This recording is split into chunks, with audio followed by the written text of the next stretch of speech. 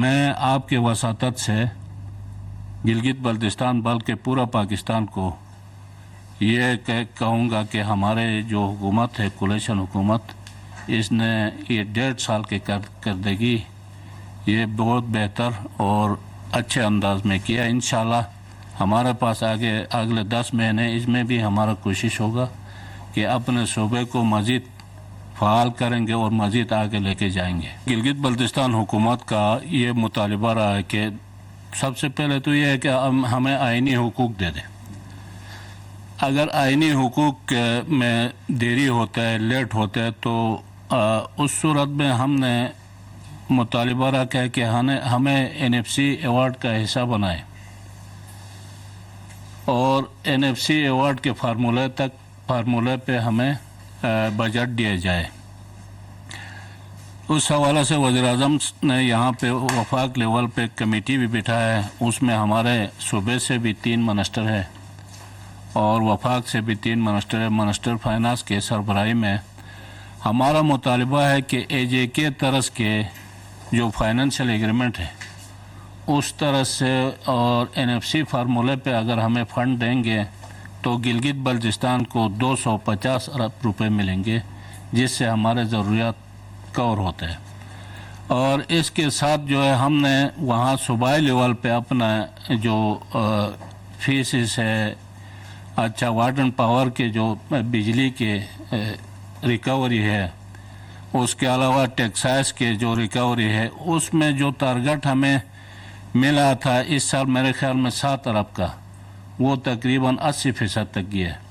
تو اگلے سال جو ہے ہمارا وہ بڑھ جائے گا، 10 ارب تک جائے گا، پھر 15 ارب تک جائے گا۔ اور ہم نے اس سال جو ٹورسٹ وہاں آئیں گے،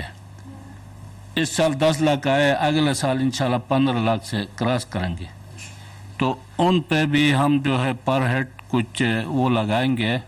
جس سے بھی ہمیں اربوں روپے ملیں گے تو انشاءاللہ۔ اور اس سب سے بڑا بات یہ ہے کہ ہمارا جو دیامر بادشاہ ڈیم بن رہا ہے، ابھی اس کے آخری مراحل ہے، اگلے 2-3 سالوں میں بننا ہے۔ ہمارا مطالبہ ہے کہ ہمیں نیٹ ہائیڈل پرافٹ میں جو ہمارا حصہ بنتا ہے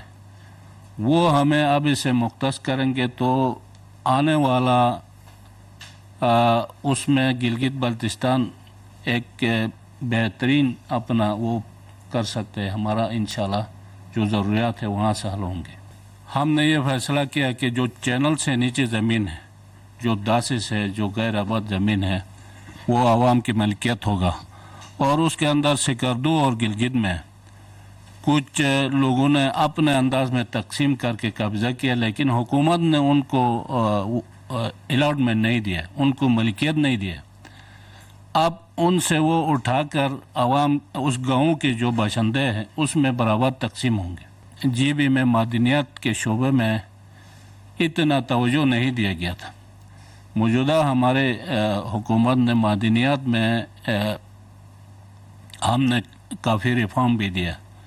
اور آگے سالوں میں کوئی 150 لیز دیا گیا تھا مستقل طور پہ، وہ سارے لیٹیگیشن میں تھے، کوئی 12-13 پہ کام ہو رہا تھا۔ ابھی ہم نے قانون سازی ایسے کیے جہاں پہ مالکان کو بھی شامل کیا ہے، حکومت کے AC لیول پہ، DC لیول پہ، کمشنر لیول پہ کمیٹیاں رکھے، جو بھی انویسٹر آئے گا اس کے انویسٹمنٹ کے دفاع کے لیے صوبائی حکومت ان کے ساتھ مکمل تعاون کے، جس سے یہ بہت آگے جائے گا۔ ہمارے ساتھ اس سال جتنا تقریباً 6.5 ارب روپے ہمیں سبسڈی میں بڑھایا، اور گندم ہمیں 12.5 لاکھ بوری ملتے تھے، اس سال 15 لاکھ بوری آئے گا۔ ہمیں 3 کلو پر نفری سے بڑھا کے ابھی ہم 7 کلو دے رہے ہیں۔ تو آنے والے سال اگلے اگر مہنگائی بڑھ جاتے ہے تو پھر اس حساب سے ان کا سبسڈی بھی بڑھے گا، لیکن جب ہمیں NFC میں ہمارا حصہ ملتا ہے تو پھر ہمیں اس کی بھی ضرورت نہیں، جو سبسڈی کی بھی ضرورت نہیں، ہمارے ضروریات ہم وہاں سے پورا کر سکتے ہیں۔ جیم سٹون کا اس سے پہلے کوئی مستقل پالیسی نہیں تھی، ابھی ہم نے پالیسی بھی بنایا اور ان کو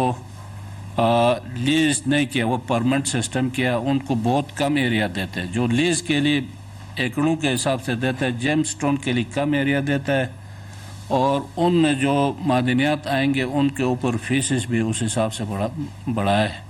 तो आइंदा के लिए इंशाल्लाह मादनियात हमारे पास जो बाकी सूबों में मखसूस है, गिलगित बल्तिस्तान में जो मादनियात अल्लाह ताला ने पैदा किया वो सारे वहाँ पे है।